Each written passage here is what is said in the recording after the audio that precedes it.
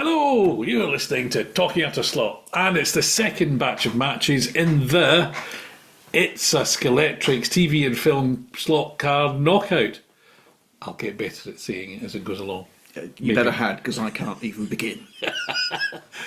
It's fine. Anyway, blah, blah, blah, blah, blah. Batch 2, I'm not editing that out, it's going to be too difficult. So what have we got coming up? 4 more matches in the of TV or film related slot cars, all part of the 32 car. They're nearly all cars. One of them isn't a car, but anyway, they're all slot models competition. And this time we've got the Bluesmobile versus James Bond's Lotus Esprit.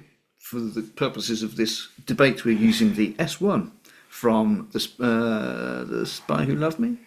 Don't know, you're the James Bond fanatic. Yeah. The white one. Yes. Well, so because what we've done, we've collapsed. There's so many TV and film cars that we've sort of collapsed some into one. So there's about 4 different versions of the James Bond Lotus. So we've picked what we thought was the best one. And there's only one Bluesmobile. There is. And there is only one Bluesmobile. So the categories, just to recap, if you haven't watched the other games, why not? But the categories are, how accurate is it? How does it represent what we saw on the TV and the films? Is it fun? How much fun is the model, is the slot car? And then ultimately, do you want to take it home? Which one do you want? So, Bluesmobile versus a white Lotus Esprit. I think this one is, the bookies are not giving long odds on this one. No, I mean, you've only just watched the Blues Brothers for the first time, which is quite incredible. For me, it was the first film I was ever allowed to watch with the F word in it. Because it was on ITV and my dad was like, "Oh, this is brilliant, you need to watch this." And I think I was about 15 at the time. Okay, and you'd never heard the F word by that point, had you? A lot, but never coming from the telly bunkum. Mostly from your dad. Mostly from my dad, yeah. It was, and it was hilarious to a 15-year-old. How was it to you at a slightly above 15? At 15, it was 63. Okay. It was better than I thought. So it was. I mean, I thought I just dismissed it as being a kind of Saturday Night Live spin-off film, of which there's not been very many good ones. I thought it was okay. It was. Well, I didn't roar on the floor laughing, but I thought it was fine. Some of the dance music sequences were great. It was silly. It was all right. I love the bit when James Brown's doing his gospel stuff and the dancers are getting higher and higher. No? Okay. Was it Aretha Franklin in the restaurant? That's the one that sticks. Yeah. That's the standout one for me. Fair enough. So. And how was the Bluesmobile? Bluesmobile was, it's interesting, so I was probably more familiar with the slot car than the real car. So in that sense, it was a kind of, I'd looked at the slot car and I thought the big speaker thing on the roof, I thought, that's a bit toy-like. But actually, it's a pretty faithful replica of what's in the movie. So hats off to them for the accuracy. Yeah. And of course, the biggest at that point, I don't know if it's even been beaten for the number of cars used and written off in the car chase. There was, and an awful lot of extras. I think that at the end, I thought this was just sort of some kind of the number of soldiers and people just running into the building. Yes, literally hundreds, if not thousands. And Scalextric has now thoughtfully brought out the police car. I mean, you need to buy 200 of them to make it. Well, it'd be good if they did a decal sheet with all the different serial numbers, so you could literally make them all different for the pedants among us. I haven't got the police car. I probably should get that, shouldn't I? No, 6 cars is to my target. I'm already deviating from that one. It's a simple task. Buy 6 cars, and I've already gone to 7. Anyway, do you want to make the case for the James Bond Lotus? James Bond Lotus Esprit. Accuracy-wise, I saw somebody complaining about the accuracy this week online, and I'm like, how? It's perfect. Okay, that's quite bold. Perfect. Yeah. Not just very good, but perfect. I would say, it's not a hard shape to get wrong, let's be honest. But The rendition is right. The wheels look right in the arches. The wheels look right.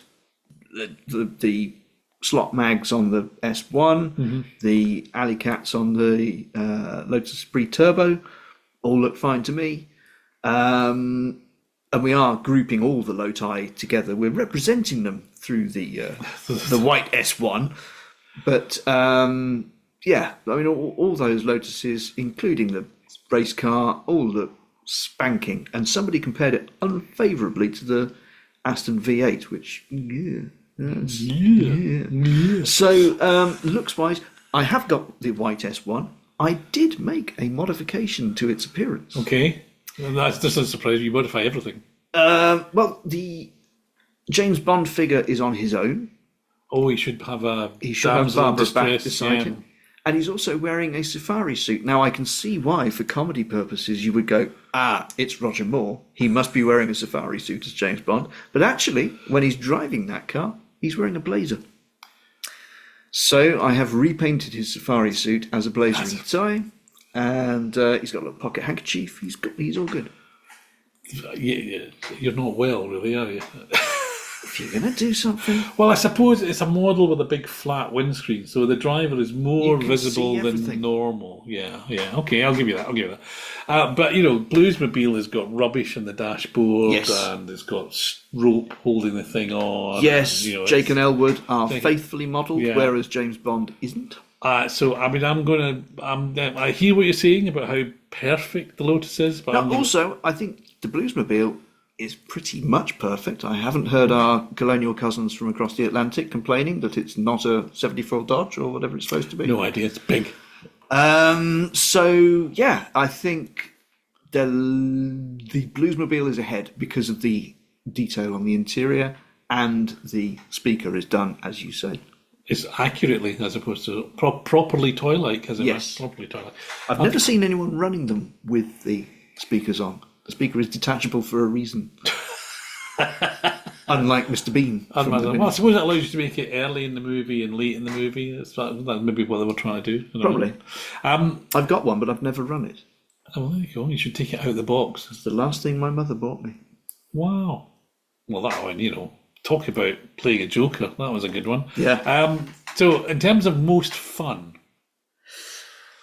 again, I don't think I need to say much. It's got to be the Bluesmobile. It's Bluesmobile, isn't it? You can sit there, you can recite all the lines. Like if you got the number 20. Some of us could recite all the lines. Is there something about we've only got a packet of cigarettes and it's 10 miles to Guildford or something? Really? It's dark and we're wearing sunglasses. Something like that, yeah.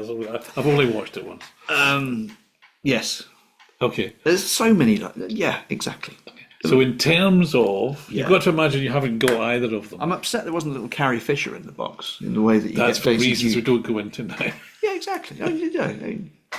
Everyone loves Carrie. Did they do a Carrie Fisher on the speeder bikes? They did. Oh, there you go. It's wrong scale. Oh, okay. I was going to say you could. Anyway, so in terms of the one you want to take home, and I think this is going to seal the deal here, I definitely want to take home the Bluesmobile. It's close. Bluesmobile. Bluesmobile wins. Goodbye, Mr. Bond. Goodbye, Mr. Bond. I expect you to die. He's got a chance though, as very typical of James Bond, particularly after the last movie. He's come back from the dead immediately for the next round, where he's appearing as a DB5 Aston Martin. Ah, yes. And he's competing against the Shaun the Sheep Land Rover. Yes. I'm giggling ahead of time because I know Nick has some issues with Shaun the Sheep. To be honest, I've got issues with both of them.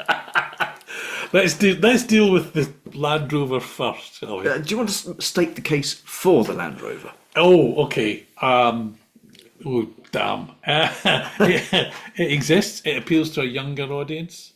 So I think, kids who may not have been interested in cars per se or whatever, so a bit like Lightning McQueen, it's a Shaun the Sheep. So they might say, oh, can I run my Shaun the Sheep Land Rover on Daddy's track? Am I doing well? I think I've done. For making it up on the spot, I think I'm doing well. Yeah. It's blue. I like blue. Let's talk about stickers, shall we? Stickers. Shall we talk about stickers? Stickers. Because as we were just praising to the heavens just now, the Bluesmobile, We were. for having, cigarettes on the dashboard and rubbish in the car and accurately moulded figures of Jake and Elwood. What's inside the Land Rover, Scott? Well, we don't know because we can't see We through the can't window. see, because it's full of stickers. Stickers with sheep on. Now, okay, the car's supposed to be full of sheep. The Land Rover is supposed to be full of sheep. But it's sort of Scalextric start stuff, isn't it, really? Well, yes, it's undeniable that the pictures of sheep are less accurate than actual sheep would be. So that is a disappointment, yes. And I know that, I can hear Simon screaming, but there's so many sheep! How would you make that many sheep? I haven't seen the relevant film. So is it literally like the sheep? It's like packed? a sheep cram. It's packed. So it would look pretty much the same, is what probably the argument. Yeah. But, yeah. Nevertheless, it's just stickers. It is just stickers. Just stickers, okay. Right, Whereas... whereas the DB5... Yeah, now. So the DB5 came out 10 years ago? I don't know, there's a lot of them, isn't there? I mean, there's like ones with roofs that come off, and there's ones that are, I don't know. There seems to be a lot of them. So, I haven't got any of them, so I don't know. And the original DB5 in Goldfinger, which actually, I think, most Aston Martin aficionados will say actually wasn't a DB5, it was the pre-production prototype, which was a DB4. Exactly. But the original one was a silver birch, black interior, and then it reappeared in Thunderball. Then it disappeared for 30 years until GoldenEye, when Bond was brought back from The dead. cinema dead by the Brozza. Regenerated like Doctor Who. Yes, indeed. And what a wonderful time that was to be alive 30 years ago this year, I have to say, with the return of Bond. Myself and my good friends, we were all very excited by the return of Bond. And there is a GoldenEye version. So there is now because now the DB5 has become a meme in every film. So there is now a DB5 for every film because they changed the number plates and that's about it. They have the ejector seat, but it hasn't, don't think, been used since Goldfinger, the original, when he Fired. Who did he fire out the roof? fired out a henchman. Just a henchman, a nameless henchman was Yes. fired out the roof. Yes, and it comes with all the, because obviously in the 60s the DB4 GT came out from Scalextric with a detachable roof and a little button on the side, and if you hit the button, out pinged a person. That was revived for the DB5, which means that every DB5 you buy, whether it's a James Bond one, if it has that function on it or not, or if it's a racing one, it still has that groove in the roof where they cut the panel out. Okay. Which is slightly annoying if you want just a DB5. I see, but I can imagine that James Bond sales far outstrip anything else. I should imagine so, yes. So if you want a blue one or a misty green one, it's going to have that dent in the roof. But in terms of the shape of things, is it? It's really hard to tell. The Aston aficionados will say it's rubbish. That doesn't sound like it's very hard to tell. No. But Aston aficionados are special. Okay, yeah. I think if you had the rear end sat down a bit, because the way it sits, it's slightly nose down, whereas the road car sits slightly tail down. And if you put some slightly better wheels on it, it would look a lot better. Is that as good as the Carrera one? I have got a Carrera one. I don't have a Scalextric one. Okay. And neither are as nice as my Airfix. I'm going to guess you haven't This is the thing. Scalextric has got the moulds. It's got the MGB, E-Type, Aston DB5, the old Airfix moulds. Well, it's you're still the best. You're saying that they've got them. They may not actually. But Well, that's they're a whole still churning different. them out. No, not those cars. No, they're new. They've been in 143rd now. I don't think they're still making those ones. Anyway, that's a Airfix podcast, which we don't do. It's just, I'm guessing that I think this. So in terms of accuracy, Shaun the Sheep Land Rover It is definitely a stickers, Series 1 Land Rover. but it's got stickers, so it's Yeah. But whilst I don't like that, I do like the car. okay. But does it bear in mind, Shaun the Sheep is that plasticine claymation animation thing, isn't it? Yes. So the vehicle in it wouldn't actually be an accurate Land Rover, would it? It would be a slightly soft, made out of plasticine sort of Land Rover. There's not much you can do to a Series 1 Landy, though, is there? I'm just trying. I know. I'm just trying to play fair, really. But anyway, my vote, I would say most accurate is the DB5. It's got windows. It's got windows, and it can ping a person out of its roof if it wants to. So it takes us neatly It's got the correct number plates for each film. Yeah. So which one's more fun? Probably the Aston, if it's got the people ping around. People ping it out or wins there, I think. That's definitely a. And therefore, which one would you want to take home?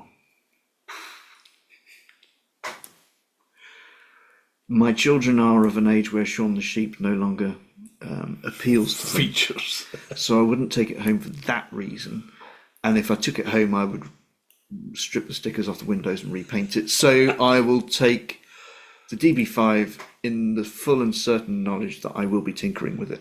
Okay, DB5 wins. James Bond lost the last round. He wins this one. There we go. He's lost 2. No, he won this one.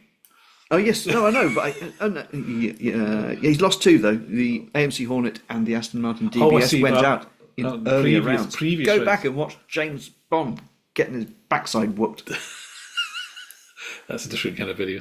Right. Oh yeah. Sorry. Moving on. So a victory for James Bond. We've got. You can do this one. What have we got? Who we got? We've got the Back to the Future DeLorean versus the Fast and the Furious Toyota Supra. People may know I used to work at Toyota, and I love the Supra. Do you love this model? No. I'm not a huge Fast and Furious fan. I've only ever watched the first one. And I can't tell which bald man it's supposed to be. Is it Vin Diesel or is it The Rock? I feel as though I shouldn't comment for reasons which are obvious. But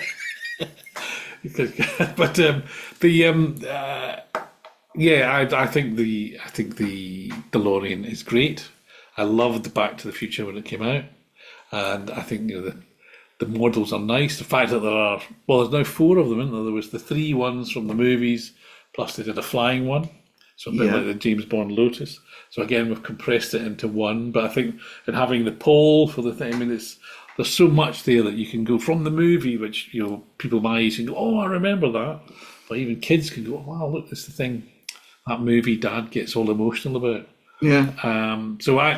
We recently rewatched it with our you went back Sproglets, who are 11 and 13. And what did you make of it, and what did they make of it? I was less fond of... I enjoyed the first one. The first one I think will stand the test of time. Less so the other 2.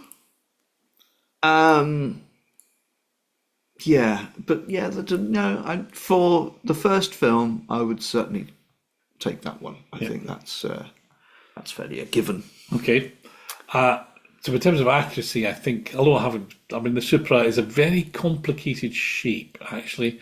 If you've never really stood close to one and examined it, although it looks like a blob, there's a lot of subtle curvature going on down those flanks. It's a tricksy blob. It's a tricksy blob, as there's because they'd got K.I.T.T design, so things like Celica and Supra were, in fact, all the Toyotas at the time were kind of endlessly complicated compound curves. But it leaves me kind of cold. There are cars in the competition I would have picked the Supra over, but not the DeLorean. I think the DeLorean it's a great car, it's a great model of the car, and it comes from a movie that I really like. Fair enough. So, it's a happy place for everyone. We should sit there in our happy place with our DeLoreans. So sorry, Supra. Boom, off you go. That one was quick, wasn't it? It was, wasn't it? Some matches are a walkover. Oh, this one could be a toughie, though. Well, this one is the 1989 Batmobile So the first Michael Keaton one, the one that looks like a land speed record car, it was a bit like the Thrust 2 or whatever it was at the time. It's another one that's really only possible thanks to the size of box. The recently released huge piece of plastic is that one. On the original list of candidates, we did have the original 1990 issue. Oh, we did. But before I realised there was a million Scalextrics TV and film cars. But this one is definitely much better than that one. And it's up against a hero of 70s Saturday night, 80s Saturday night TV, which is K.I.T.T. Not really, so you shouldn't call it a Camaro because they refused to, but it's basically it's a Firebird, isn't it? Pontiac Firebird. Yeah. Trans Am, and with a stretched nose, and it's from Knight Rider. And Knight Rider, yeah. Michael Knight. And it's got an annoying man in the dashboard who talks to you. Yes. Yes. But it was like Knight Rider and the A-Team, Saturday afternoons, 5 till 6. A-Team van, do you think that's going to be in next year's range? It's got to come at some point. I mean, the resin ones and 3D print ones that are around sell like hotcakes for resin and 3D. And vans seem to be in. Vans are in. So anyway, sorry, we can't judge a car which hasn't been launched. Exactly, but it's that sweet spot of 5 o'clock in the afternoon, after Grandstand, after Football Focus, after everything. There was the kids' sort of hour and a half where you would have A-Team and Knight Rider, one after the other. Boom, boom. And Knight Rider was so good, such an important part of life. Well, I'm being a bit older, of course, I was aware of it, but I don't think I've particularly watched it, really. Dukes of Hazzard, then and Knight Rider, and the A-Team, all on a Saturday evening. Just imagine that today. Kids would have their minds blown. Cultural overload. And the culture of the car. The interesting thing is cars used to feature very strongly in TV programmes. Everyone had a signature car. And the kit was something I lusted after. I had it wasn't a Johnny like Ertl. Ertl did. An assembly model plastic kit type. No, they did 64th scale and a bigger one, which my dad refused to spend the money on a bigger one, but he was like, all right, you like that American nonsense, you can have a little 1/64th scale thing. I had one of them. So I think it was an 82 Trans Am that they stretched the nose of and put the whoa. Was that the noise it made? It is, yeah. And then the slightly camp voice in the dashboard. Was the guy in the dashboard the same as Magnum's butler? No. Okay. I always envisaged that's who it was. That was after the Watershed as well. Magnum. Was it? Okay. Yeah. Because was that because he had his shirt buttoned down even further? Yeah. Michael Knight. And there were ladies in bikinis. Ladies. And he'd wiggle his eyebrows at them in a winning fashion. See, this is just golden era stuff. And also, on the other side of the coin, golden era Batman. Well, the Batman comes back, literally. I mean, that was, they had been pretty much dead as a kind of camp nonsense until this came back. Give it to Tim Burton, a man who knows camp nonsense and knows a bit of the dark side. Mm-hmm. Definitely. He was on a hot streak at the time. Beetlejuice was just done.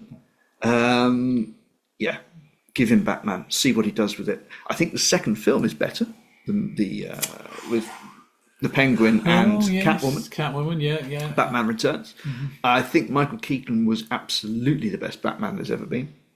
I would go along with that, yes. And Tim Burton's Tim Burton. He made it fun, gothic, nightmarish, and he produced this ridiculously brilliant Batmobile. Brilliant Batmobile. And I must, because it's playing in my head as we talk about it, the Danny Elfman soundtrack, the theme tune. Da, da, da, da, da, da, da, you see, when that film came out, it was the summer of 1989, and I was in Canada. Okay. So I was already blown away by the world. The horizon being so far away, and bears. We were driving around Lake Ontario and Lake Michigan in my Canadian family's Ford LT wagon, which is the same one as is in National Lampoon's Vacation. 1977 Ford It's LT. the previous comment about Saturday Night Live movies. Right, so we were all in that massive thing, and all we could hear about on the radio, all we ever saw on TV was plugs for Batman. It was just, it wasn't out yet. It came out the day I left, and I watched it when I got home. And of course, Prince did the soundtrack. You had the Danny Elfman score, Yeah. but Prince did the soundtrack, and it was mint. There's not a bad tune on there. So we were playing Prince music, driving around in the Griswolds family car, and it was just amazing. So, as much as I love K.I.T., I'm leaning towards the Batmobile. So, let's have a look at accuracy. Accuracy. I've never seen the real Batmobile.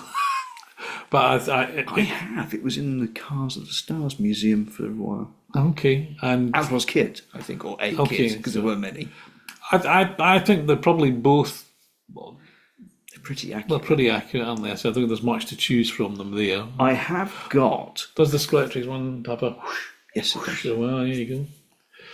And it works. A lot Okay. of people, when they bought them, they were like, well, this is going to blow in 10 seconds flat. I was isn't slightly disappointed that the Batmobile didn't have a kind of pulsing flame out the back, but I mean, I may be asking too it? much. You have a Batmobile, do you? I have a Batmobile. I haven't yet to get mine, but I will get one.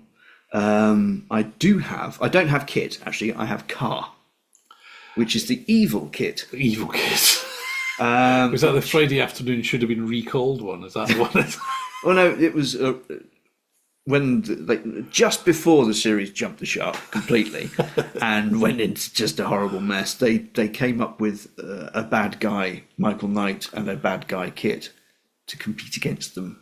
Okay. And try and use the magical powers of the Bionic Man and the Bionic Car to do evil deeds.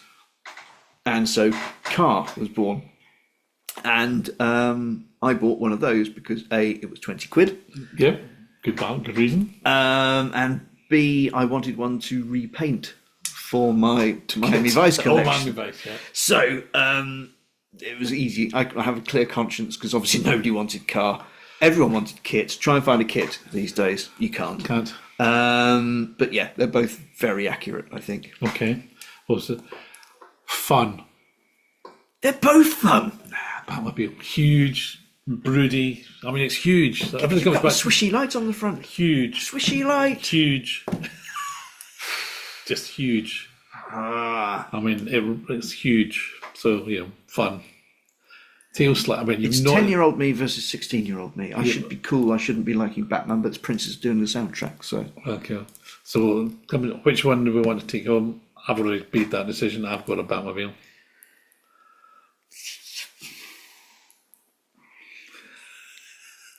it's so hard. It's like, is it your first girlfriend or your second girlfriend? I don't know. Which I was going to say, there are ways of telling, surely. Batman. He said that quickly to stop me asking questions about Prince has won it. girlfriends. Princess won. Neatly avoids any question about how he rated his girlfriends. Okay, Batman wins. So excellent. That's what we like to see. So that's Group 2 done. We've done 8 rounds already, and we're moving on. So if you've enjoyed this, thank you. There's plenty of other ones to watch, and we're working our way towards a grand final when we'll declare the winner of the It's a Scalextric TV and Film Slot Car Knockout. I'm getting better at it. I'm sorry, Michael Knight. I've let you down.